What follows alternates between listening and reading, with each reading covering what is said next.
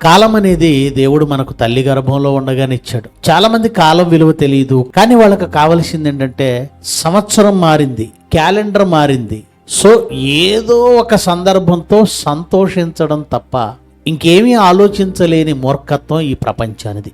అంటే నువ్వు గ్రీటింగ్స్ చెప్తే శుభాలు జరుగుతాయా? లేదు కేక్ కట్ చేస్తూ ఆనందంగా డ్యాన్స్ వేస్తూ గెంతులేస్తూ ఆహ్వానిస్తే శుభాలు జరుగుతాయా? నో. ఈ ప్రపంచంలో శుభం జరగాలంటే, మంచి జరగాలంటే, మేలు జరగాలంటే, ఆ సంవత్సరం బాగుండాలంటే మొదట మనిషి బాగుండాలి. చెడిపోయిన మీ ప్రాచీన స్వభావం, పాత స్వభావం, పాతది వదులుకొని ప్రాచీన స్వభావాన్ని వదలమంటే వస్తువులను వదిలేస్తున్నారు, బట్టలను వదిలేస్తున్నారు, ఇళ్లను కొత్తగా చేసుకుంటున్నారు. చేసుకోవాల్సింది ఇళ్లను కాదు, క్రొత్తగా దేన్ని చేసుకోవాలి? స్వభావాన్ని. మార్పు అక్కడ రాదు. నూతనత్వాన్ని ఆహ్వానించట్లేదు, ద్వేషిస్తున్నారు.